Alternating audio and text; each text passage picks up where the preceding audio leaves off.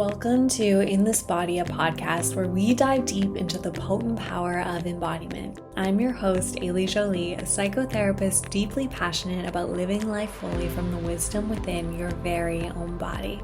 The podcast In This Body is a love letter to embodiment, a podcast dedicated to asking important questions like, how does connecting to your body change your life? How does connecting to your body enhance your capacity to love more deeply and live more authentically? And how can collective embodiment alter the course of our shared world? Join me for consciously curated conversations with leading experts. Each episode is intended to support you in reconnecting to your very own body. This podcast will be available for free wherever you get your podcasts, making it easy for you to stay connected to In This Body, the podcast with me, Ailey Jolie.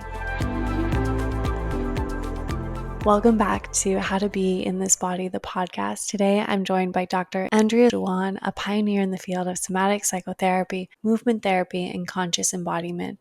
With over 4 decades of experience, Andrea's work invites us to come home to the body through movement, presence, and practice. She holds a PhD in dance movement therapy, is a licensed marriage and family therapist, and is a co-founder of Open Floor International, an organization that brings embodied movement into the worlds of therapy, social justice, community building, and creative exploration. Andrea's approach to embodiment is rooted in her lived experience, from her time as a long-time Esalen community member to her training with Gabrielle Roth, to her decades of teaching and mentoring movement practitioners and therapists across the globe. In this conversation, we explore movement as a resource for healing, how embodiment becomes a spiritual path, and what it means to regulate and relate through the intelligence of the moving body. Andrea, I'm honored to welcome you to How to Be in This Body, the podcast with me, Ailey Jolie.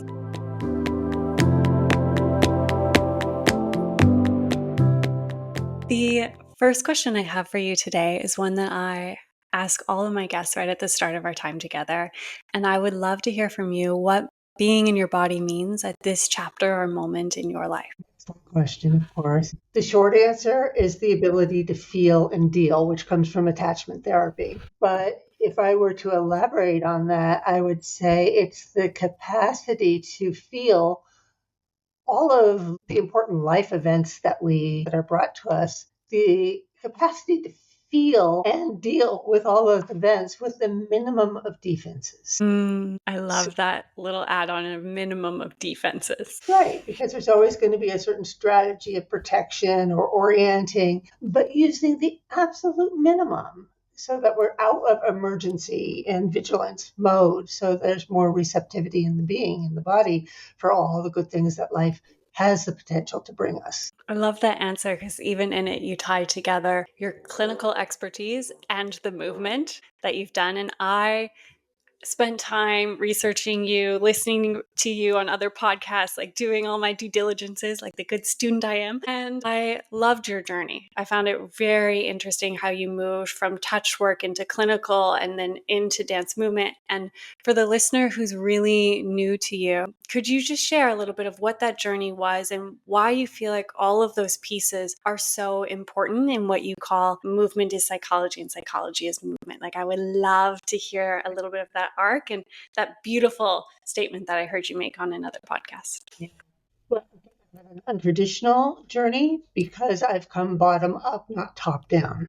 I started early in my life as a dance teacher doing aerobics, and this is the 70s, doing the aerobics and the yoga, jazz dance and all these things. And I was at Esalen Institute, which is a unique and amazing place to be educated, to receive all sorts of teachings from so many different amazing teachers. And so I pretty quickly got on the massage crew there and did some deep tissue training and Gestalt work and like the Rolfing series and anatomy. So I started with the body. I started with, hours and hours and hours a week, hands-on with this parade of people that would come down to the baths at Esalen and just learning what creates change through my hands and through the rhythm of moving with another body where they are mostly passive, and I am moving the body. And I'm sure if you researched me at all, you heard what I've said, because I said it over and over. I remember the day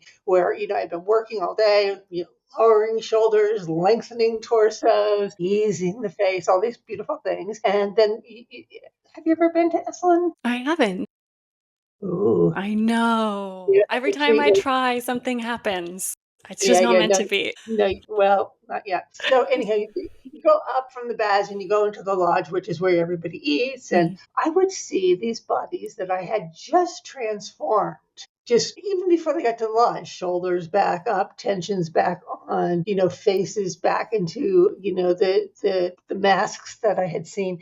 And I thought, wow, okay, it's just not enough for me to do it for them. Somebody has to do this with me. The Mm. conscious mind needs to do this with me. And that started my investigation into psychotherapy. I started with family therapy, oddly enough, just because that's Wow. what was available. And that sense of the collective, with the collective imprint on the body and its beliefs. And that I think it's unique to have such a base with my hands and my bodies to know kind of what's happening in a body from an intuitive resonant point, and then adding what are the dynamics of the psyche that have created this situation, that are creating this relational exchange between me and this person. And of course, because I was always a mover, it just, all those threads all came together. They were never not together for me, just because Mm. of the situation that I was in, which I am so thankful for. I would love to hear from you a little bit more about the movement side of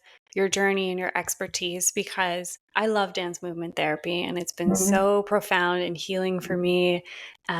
Integrated for the psychedelic assisted psychotherapy that I did, like it really healed that stuff that was left over from some not so great experiences. But whenever I bring it up to my own clients, they have no idea what I'm talking about when I say dance movement therapy. So I would love if you could kind of just even explore that field in that area, because it often seems like so tucked away. Right, backwards, as it Yeah. were. But we work with dance movement therapy traditionally with people who cannot communicate or exchange in your normal ways, right? They're Mhm. schizophrenic, they're autistic, there's something. So clinicians throughout the years tried to find other ways to engage in contact through severely dysfunctional people, which is just like obviously possible and essential and important, but it's only just, that it's a narrow band Oh. of what's possible. I had the good fortune of meeting Gabrielle Roth and Anna Halpern kind of at the same time. Well, and at that time there was Emily Conrad. So I just had these amazing pioneer women, which I loved, coming from traditional art into the healing art of movement. And I think that's the biggest differential, is that we are using movement for healing, not performance. And most people will think of movement as performance. Oh, I'm not graceful. I'm not a dancer. I rarely even use dance in my title because so many people associate it with something that they're not. So I lean into the movement aspect, that because we all move, we do walk, we do breathe. So the movement for me, like you, was always a refuge. I'm a deeply feeling person. I come from a pretty traumatic background. I didn't know how to deal with my own intensity of emotionality, and the kind of trauma that was moving through my body. And finding the rooms with Gabrielle Roth first was just such a godsend, because it really allowed me to realize, oh, this is not a problem. It's not a problem. It may feel difficult, but if I stick with it and move with it, things change. Things change. That's the first principle, is like, if you move with and towards, it will change. Period. There's a law of physics or something, is that will happen. And I learned to trust that very early on. Additionally, I think the embrace and the immersion into altered states of consciousness, to realize that different states of consciousness will instigate or facilitate different levels of healing, and that often the typical level of consciousness we have is not the most conducive one to healing. So, for years and years, decades, I had my private practice, and then I had my, go across town and I'd go to the studio and I'd do my dance work and all of that. And it was always painful for me to feel with my private clients what they're missing in terms of that sense of rest and ease in a relational field, the ability to play. to play and be creative in a relational field, knowing that that was so much of the womb. That's what was missing, was the safety of being in company with available resident others. And then likewise, I'd be in the dance studio and I would see people moving and just either discharging all of the stuff that they were going on or going straight above it, that bypass, just like, woo, let's go into, the ecstatic realm, which is lovely and fun. I'm not dissing that, but I do think there's a missed opportunity in terms of really meeting the different choreography, the psychic, physical choreographies in our body that do cause suffering, and we can meet them in movement. So does that help? Yes, there are so many things that you said that I'm just like made a mental list. And so I wanted to go back to one of the first things that I heard. Thank you, Mind, for doing a really good job here. You spoke about movement as healing instead of movement being performance. And what that really like brought up for me was very open about this. I have like a really traumatic childhood with a lot of sexual violence, a lot of sexual exploitation, but I had dance. And for me, that was so healing. And I never felt objectified when I was dancing, even though I had ballet teachers who were telling me this, and I had, someone who was abusive, who was a teacher, and I had all those parts. But when I was moving my body, it was like the performance was over. But as soon as the music stopped, the performance began. And why I would love to dive into this with you is because we live in a society where most femme bodies are forced into performance with the male gaze or being objectified, whatever that is. And I would love to hear from you how specifically movement as healing is so important for those people and reclaiming, actually, I don't need to perform in any area of my life, not here and not elsewhere. And what you've maybe seen in all your years of supporting people and using movement as a healing tool.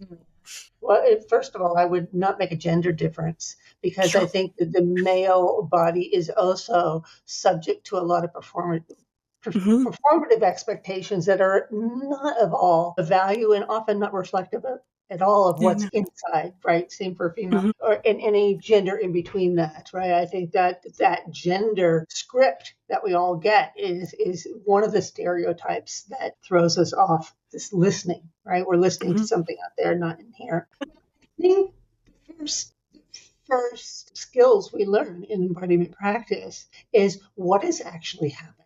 What is actually happening in here? Where does my awareness of what is happening here? And what am I adding to it with my stories, my beliefs, my judgments, my opinions, my expectations, right? So that's it's one of the first skills we learn is that differentiation between sensation and story so that we can start to, because both are co-arising experience. You're always going to have story, but they're not always your best story or the only story, right? So that sense of leaning into sensation and feeling what is true for you. What is actually in the present moment the truth of what your body is telling you? And having in movement the invitation, the beautiful invitation to explore that in a nonsensical way, to explore that in any way it wants to come about, to use music and rhythm and time to play. I think play, as we know, is our primary mode of learning. And, psychotherapy sometimes is really not that playful. And I think it's a problem there in terms of, we get boxed in. And so the movement brings this sense of what am I actually feeling? And if I can give myself permission and I'm in a safe, permissive environment, what does it want to do? What am I being guided towards? What wants to evolve in me? What's my next iteration of myself as a evolving, developing human? And being able to listen for that. Teaching, sometimes we don't know how to listen, so we need to learn how to listen for that and embrace that, notice all the obstacles that come up for embracing that, and starting to develop the capacity to tolerate what's true for us, to tolerate and accept, but often it's tolerate because the body and our own nature tends to be pretty, if we're really in direct contact, strong.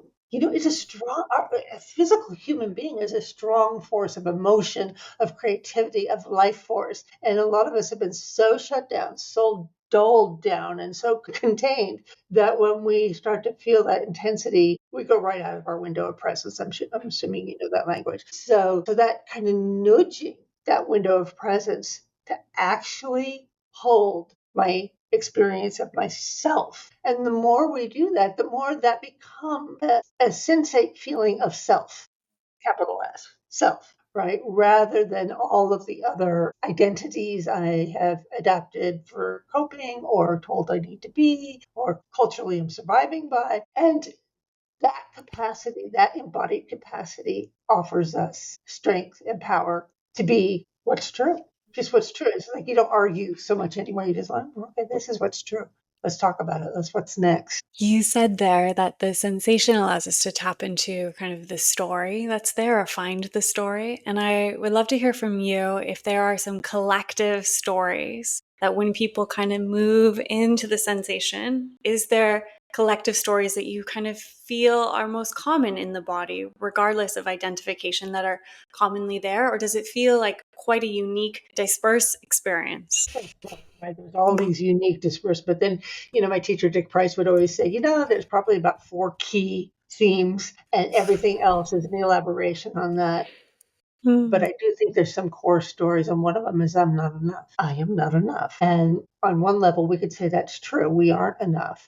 But if we're embracing our spiritual nature, we will always be enough. And to the degree that we haven't embraced, embodied, and become our deepest spiritual nature, that will always be there on some psychological thing. I'm not enough. I'm not enough. The feeling I'm not enough.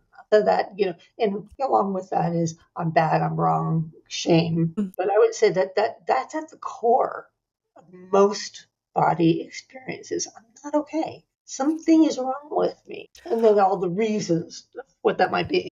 All the, either individual or imagining collective or societally creative Mm-hmm. stuff that comes with that. I want to circle back because you mentioned her name and you mentioned Gabrielle Roth and her being a teacher. And for the listener who doesn't know who that is or how amazing they are, could you share a little bit of not only your experience, but the work that they brought forward? Roth was a wild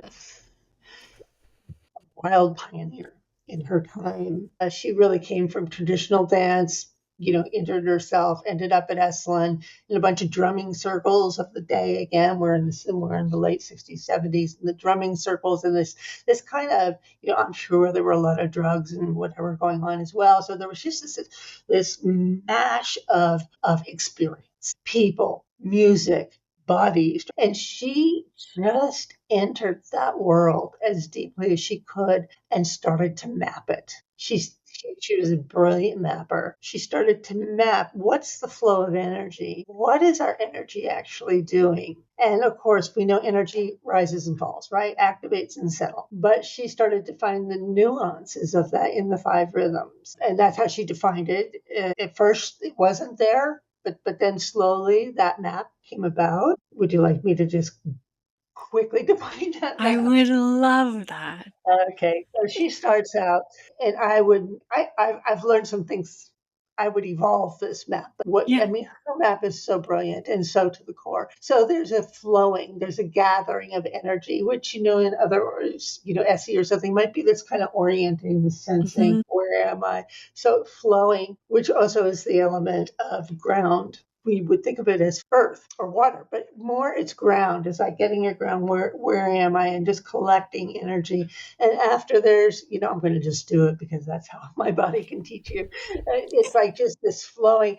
At a certain point, we develop enough energy or potency that there starts to be some articulation in that, right? There starts to be a beat or a thought or a structure right? And that's the energy of staccato, which is, it's like, oh, there's rhythm, there's beat, there's idea, there's progression, there's potency to this flow. And so staccato brings us more into focus, right? Brings that more into focus, more into its development. And it builds and it builds and it builds as it does. And we build. And anybody who's done a project will understand that we build, and it falls apart. It will fall apart. There will get to be a point where, like, I don't know what I'm doing. I have no idea where I am. I have all this energy. I thought I knew, right? There will always be in a creative process or a movement a sense of falling apart or not knowing, right? And that's the rhythm of chaos, where we enter even a much larger field than our body, where there's so much change and so much possibility and so much input and so much output that there's this kind of expansion of sensate experience into a bigger field of possibility. And that can be chaos. If it doesn't feel like possibility, chaos will be scary, right? So there's some real skill in how to embrace chaos, the energy, in a way that feels like potential or feels good or feels like release. If we have a lot of trauma, anyhow, there's a lot of things that you would need to learn that we do learn, can learn. That you can embrace chaos so that there's a friendliness in your system towards that energy instead of like, oh fuck, it's falling apart, right? So then there's that chaos that with some goodwill and good core in the body and good, you move through that, you move through the chaos, you listen to something bigger, you let the structure dissolve, and through that comes the fourth rhythm, which is lyrical, which is in so many different ways. It's that sense of lightness when you've given up something, like you've given up the project, and that kind of fresh response to something, that sense of where am I now? It becomes in the dance when you watch movers do this again and again. The lyrical dancing often has the most authentic expression of that body. Because after chaos, we can lose our patterning. And so lyrical becomes this place of, you start to see in movers things you hadn't seen before, right? The new possibilities, the unique possibilities, the edge of their becoming, like what's new for them. And so there's some playing around in that field, allowing play. Again, play is so important. Not goal oriented, not trying to produce anything, not trying to understand anything, but just allowing yourself to be. And then in this map of the 5 rhythms, then there's a settling down into stillness, a sense of integration, a sense of settling, a sense of breathing, a sense of pause. And listening, like, oh, okay, that was a wave, right? It was a wave of energy. That one passed. Where am I now? And in that, flow again. As I know, Gabrielle was, one of the teachers that you were around, and there was others like Dick and Chris Price. And I know that they all are visionaries in kind of body-based awareness. And I would love to hear from you how those shaped both your understanding of embodiment, but the work that you went on later to create in the open floors approach. The thing that Gabrielle taught me was that everything moves. There is nothing that doesn't move. One of her favorite quotes for her, and I've adopted it. She says, I can dance the phone book, literally. Just read me the names. I could move the phone book. And I really understand that, in that movement is a language that is always available, always happening, never not. And I really got that from her. So alongside with all of my studies around psychotherapy, depth psychotherapy, family therapy, object relations, Reiki and work, all of these other ways of watching the movement of our thoughts, our emotions. For me, it was always there that we are also moving. We are never not moving. The movement might not be visible. We might not see it. I think through Emily Conrad, I really learned the potency of micro movements, the movements that are happening inside, the pulsing movements, the little adjustments that are always happening. So when I'm sitting, standing, whatever I am with a client, it's never not movement. And I think that's something that came from, also in a Hopra, in that sense of all our stories are in the body. None of our movements are random, actually. They're all an expression of something we have known, something we are moving towards, something that is evolving. Before this podcast started, I shared that I've been thinking of retraining or adding dance movement therapy into my kind of the things I like and what I want to offer. And one of the things that I have mostly noticed was how hard it was to find the field. Even doing a master's in somatics, it was really actually quite disheartening that I was like, oh my goodness, we didn't really touch on these people. And people like Gabrielle or even yourself and a lot of others, they are kind of the pioneers of somatic psychology, or how we understand things like somatic experiencing today as sensory motor, Hakomi. And as you're speaking, I'm drawing all those little links in my head. And so this is the question that you don't have to answer. You can have a pass. That's very fine. Why do you think, or why do you imagine? I have some suspicions as to why this piece hasn't been brought forward into kind of the mainstream collective, as there is just like this huge pop psychology explosion, which is why this podcast exists, around mind-body connection, somatics, embodiment. Like, how is this piece and people like you and Gabrielle not more well known? Because this, from when I hear you speak, I'm like, this is the foundation of those other things. And maybe you have a sense, maybe you don't. I'm just curious. Similar curiosity, of course, right? I had to design my own dance therapy doctorate because I didn't find what I wanted. Traditional dance therapy in USA was so top down. And I'm sure those things have a lot to offer, but I was coming from this incredibly juicy, creative, theatrical process, and to sit down and do movement notation is, it just are very specific. It was like, okay, this is not a match for me. I need to find, and like the traditional people who came into movement there, like Mary Whitehouse, Mary Starks, Jen Adler, all the authentic movement, I would say is the closest to traditional dance therapy that I love. And I did train in authentic movement and love it. And still, it didn't include the wildness I wanted, the rawness of emotion and sexuality. I know it does at times, but you're with your eyes closed all the time. So you really miss this relational field, which was very important to me. We haven't really talked about the relational body, but it's so key. I think if I were to think of a short reason why dance movement, that one is we call it dance, and that's scary. That implies performance or tap dancing or something, counting numbers. And the other is it's scary. It's direct. It's exposing. It bypasses defenses in a way that it's terrifying to people. It cuts short a lot of goings on because you are dropping down to a level of being to being, not immediately, but that's the potential where you're going, where a lot of the ego defenses and protections and identities and strategies in the safety of play and moving, we're just kind of fine. And I often tell therapists, you have to be careful of that because you can go beyond what someone can actually integrate and ground down and have the skills because it's natural to us. But I think the reason it's not embraced as, any kind of traditional therapy is it's big, it's exposing. It has a sexiness. I mean, it has a body. It has this kind of uncontained energy that we all want, right? But society in many ways condemns, particularly for us professionals, right? We're not supposed to be a certain way. So that's my guess. And so I actually did not I'm not a certified dance therapist. I didn't want that. That was not my path. But I consider myself very much a dance therapist. And the people I train are very much movement therapists, for sure. I loved your answer, by the way, and it was so not what I expected. So I double loved that.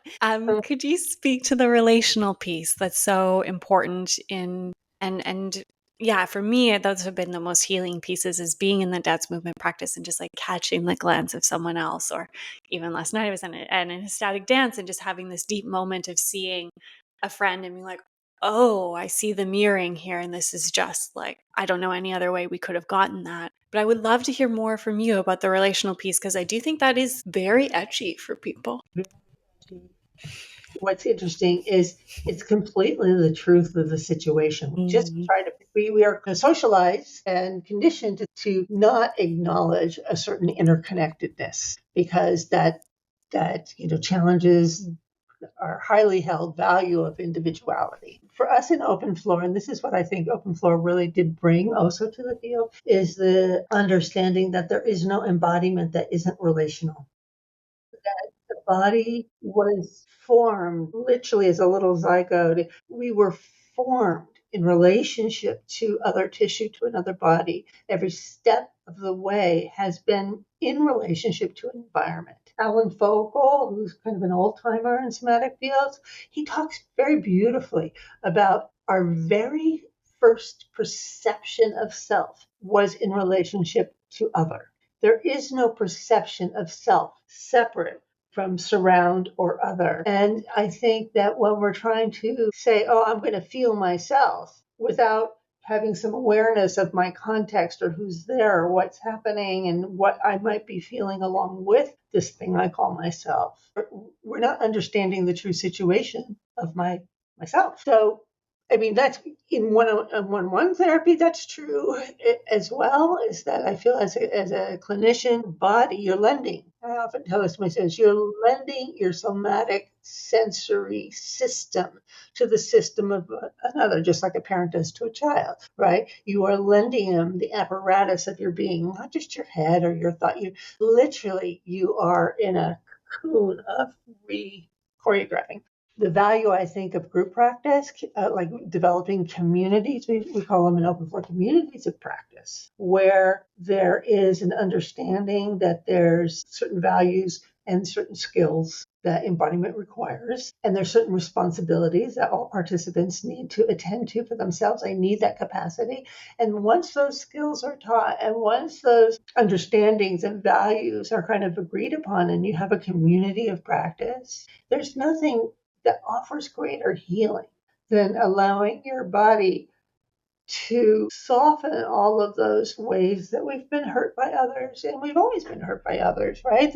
To be able to begin to trust ourselves, to be in resonance with others, to be in concert with others, to not be afraid of difference, to be curious. That's my key word for relationality. I think your key skill is curiosity, and that's an embodied movement, right? I'm curious to touch. I'm curious about proximity. I'm curious about what the back of you is doing over there. I'm curious about where we're the same. We don't even think about it, but we're doing that all the time. We're always assessing another person. So this is about making the implicit explicit and to benefit from it by making pathways into connection and belonging that are attuned to who we are, not who we're pretending to be accepted, but who we are. That's incredibly healing and essential healing for our culture these days. Essential and really missing. I would love to hear about what you've created, an open floor, and just kind of the journey of creation and what does it look like? What does it support people with? What is it great for? I've been around enough and have had enough structures that I don't have a huge hierarchy that open floor is that more special than other ones. I really don't. I think that a lot of structures are really, really valuable, and that a structure is as good as your facilitator who's holding it. And that what a structure, or a vocabulary, we could talk about it as a movement vocabulary. I'm going to speak German or French or whatever. Not that German is better than French, but if I'm speaking German, I'm going to learn the architect of speaking German. I think the essence of a structure, a movement structure that is healing, is that it's a mirror. That's what you want, is something that's clean enough to reflect back to you what you're actually experiencing. It's not that you learn to do the 5 rhythms, or you learn the 10 core movement resources, or that you learn the whole body painting. I mean, all of those things are fine, but what they're about is reflecting back to us who we are. And so in open floor, at the time when Gabrielle died, there was a large group of us who felt that it was time to broaden. And with Gabrielle, certainly the founders, Kathy, Lori, Vic, and I, we'd been with Gabrielle for 30 years. That's a long time. And when she died, it was really time to say, okay, what's the next expansion of us? And there was a group of, 4 of us and then 14 more. I mean, practitioners, decades long practitioners. And we just got together for this amazing creative process of like, what's essential? What do you do in every class? What's the most important thing? What's the thing people need to know to get to here? And we developed the core movement resources, which I feel happy with. I feel really happy. I might add a few, but there's the basic core movement resources are there. And to learn to teach your body, like, we teach our body to run, we teach our body to walk. If we're going to go through childbirth, we would teach our body to do that, but we don't teach our body how to live in a very stimulating, unstable world. We need certain resources to manage that without defenses. We need certain physical resources. We need to know how to ground. We need to know how to center. We need to know how to let go, right? Many people have no idea how to let go of a belief or whatever, and so the core movement resources, I think, for people who are new to embodiment, I think it's like learning a language, just learning this whole new language for yourself that can reflect aspects of your being you didn't even know were there because you weren't speaking the right language, aspects of your being that don't have words, which is a whole nother aspect. We have all the pre-verbal aspects of your being, much less the intuitive spiritual dimensions that may not have words. And movement vocabulary will help you access the parts of your being that are more than your stories, your concepts, your aspirations, and to get used to a nonverbal world that I think opens up a lot.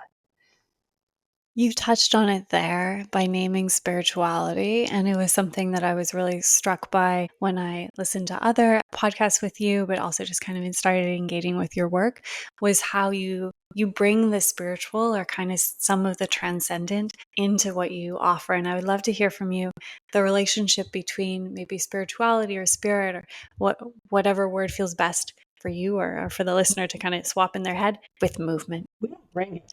It's there. It's just there. That's I the love first thing. that. Right? That's the first thing. We don't bring spirituality, on a leash over to our practice. The nature of being a spiritual being is part of the human experience, and all of humanistic psychology, which is the psychology I was raised in, would say is true, right? There is a nature of spirit that is part of our humanity. And so, again, I think movement is a shortcut to that because it does drop us through some of our personality layers very quickly. That is it. First of all, is knowing it's there. Second of all, is naming. All the little ways that we would name it as someone was moving. Notice what you're experiencing beyond your skin. Notice what you're experiencing between you and your partner right now. You might not have words, might not have the story. Just notice what you're feeling in the room of us. And, as a facilitator, you can really pick key moments when something is really shift, something is really dropped, and you can call attention. Notice this. Notice what your body has to say. Do you welcome it? Do you resist it? Do you have ideas about it, fears about it? Do you add all sorts of opinions? Just notice that it's here. And then it's more, then you can go further and further. If you were to align with whatever you're experiencing, how would it move? If you gave words to whatever you're experiencing, what would it say? So again, for me, it's very much bottom up. And then with words, whatever your words are, I'm going to give a whole host. You can call it God, spirit, nature, just to give a range, life force, universal energy, whatever words. But more important to me is what is that experience and what does it feel like and how does it move? And then the words come secondary. So I think that it's actually really easy. You just need to know it's there, have confidence that it's there, and that every human body, if you have a body, you also have a spiritual dimension, and to open to that. I make it really clear I'm not a spiritual teacher because I think the lineages of spiritual teaching, of which I am not a part of, although I'm a great student of, but I think embodiment is the foundation of creating like a good fertile ground for spiritual development. Yeah, I wanted to ask you this question because being in London, being in a city that's so overwhelming, so heady, so fast, very disembodied or disconnected for lots of reasons. That piece or that aspect of being in the body and actually believing that kind of, what we want to call it, life force, vitality, spirit is there is something that I find a lot of my clients really, really, really struggle with. Even if they have really devout movement practices, there's confinements in which exist in their own mind or their own structuring of their body, which it hasn't happened just yet for them to touch that piece. And that's why we asked that question, because I was really curious to hear from you if there are things in the container, or you just have that kind of unwavering trust that it is there and it will happen in the right time and the protection will kind of melt away and they'll come into contact with what's inside each of us. Yeah. Laura, we have the relational body mapped out into the hungers. We talk about it as a hunger, right? Because it's a very physical feeling in the body to be hungry for something. And so we know that we're hungry for solitude at times. We need that. We're hungry for connection. We need that. We're hungry for belonging. And the last hunger is spirit. There is a holy longing. There is a holy longing that the human being will experience at some point in our lives. Developmental situations will add up to everything we know is not working, right? Everything I've ever done is not solving my problem right now.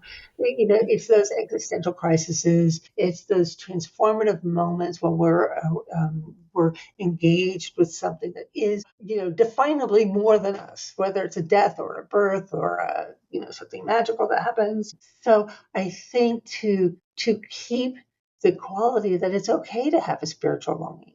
That is a part of the human experience. We all want, on some level, to feel the world beyond. I'll just say Andrea.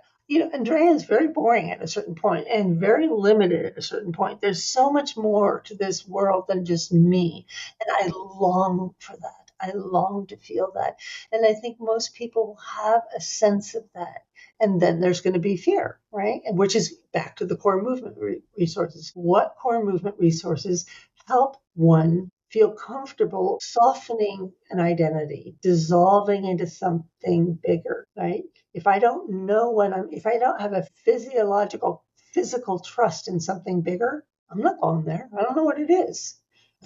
So there are core movement resources that we practice that support, that open the door to the experience of feeling yourself completely interconnected with something larger than who you are. I love that because it really brings in embodiment being as both kind of a study, but also a devotion, which is a really kind of like interesting place. And I would love to hear just a little bit from you around if there has been really large changes and maybe they've been quite subtle, but how embodiment or your understanding or your experience of embodiment has changed as you've been in this field for so long and spent just more and more time with your own body. And of course, of aging, right? There's a Mhm. whole trajectory too, which is fascinating. Well, in the 70s and the 80s, we were very much about, I got to be who I am. I got to be free. The 60s or the 50s has really contained us. There's a cultural containment, I think. Yes, well, certainly I'm a California person, so here where I live, that whole explosion of consciousness, of psychedelics, of humanistic psychology, the early expressions of embodiment for me and for most of us, and for me as a facilitator, was express, take what's inside and get it outside so that we can see it, we can feel it, we can play with it. I'm not overly bound inside of my physical body by trying to contain or suppress or, right? And I think that was really good. Yeah, I think it was really great. I think that we didn't understand trauma. I think that we didn't understand the nervous system properly. We learned that by overstimulating and overdoing. Of course, neuroscience learned it another way, but we in this field, we learned it by watching like that just scrambled somebody. That took them too far. That system couldn't tolerate what they were experiencing. So therefore, it's not very helpful to them because they weren't even there, really. They're disassociated.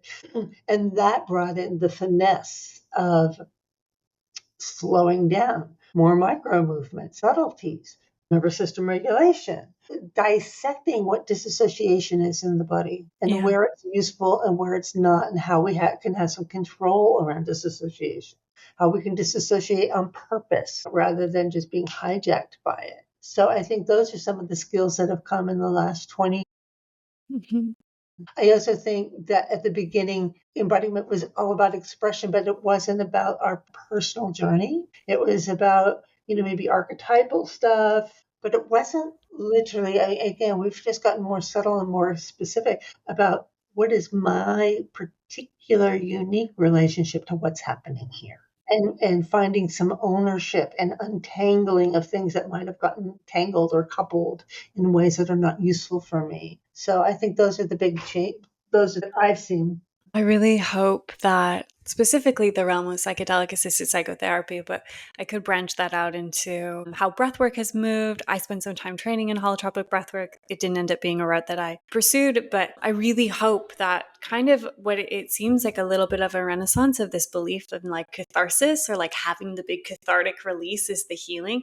I really hope it gets some of this nuance that is more kind of held in, I would say, movement based psychotherapy or the work that you do. It's like, I think you guys, not me, learned that and figured that out. And somehow it just hasn't made it to these other fields where that kind of belief system is still quite prevalent, specifically psychedelics. I can say that, working in that space for some time. I'm so excited about psychedelic assisted therapy because I really do think that's going to bring our expanded consciousness and some of the, but still, I think you need the embodiment to even handle what's going on there. I mean, it's not my field, but there's something else I wanted to say about that is I think there was a flip flop. We had all this catharsis and expression, and then we had this, oh, that's dangerous, right? You know, bring it in, slow down. You don't want to upset the inner child, or that's not.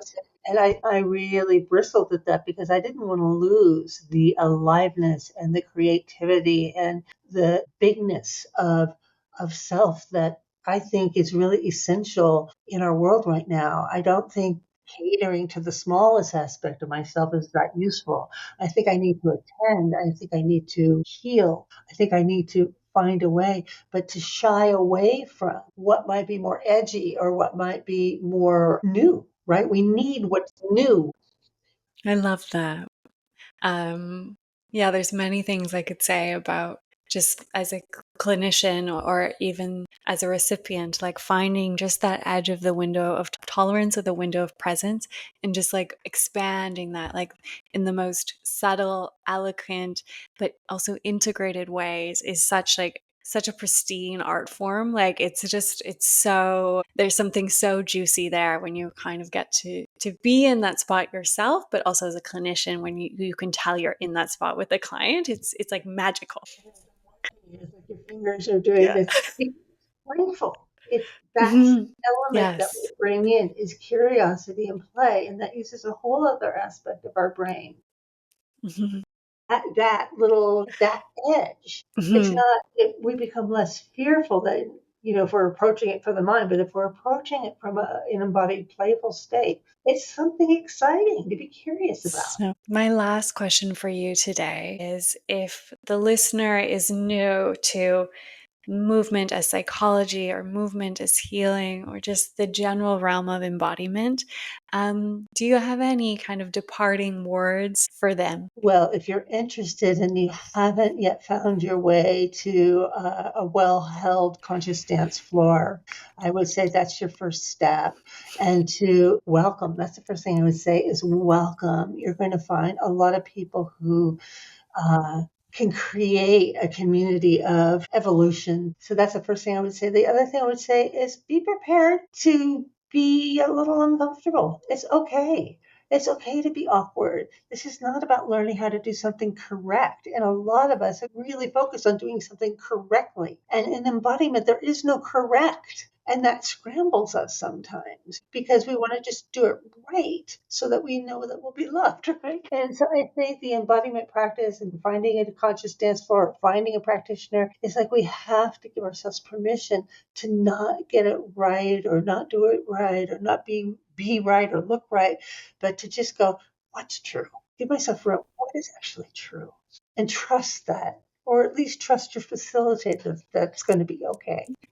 Just trust. There's a place for you and who you are in this world. There is. Thank you so much for your time today, but also everything else that you offer, your journey to be someone who can offer those things. It was such a delight to get to spend time with you, but also get to learn about you. And in the moments I spent listening to you and reading and doing those things, you have so much to offer. And I really hope that more and more people that are interested in embodiment find their way to both, yes, a conscious dance floor, but also to what your offerings. Yeah, we'll find open floor then. Find open floor. We have over 500 teachers all over the world, and they've been trained really well. Find openfloor.org.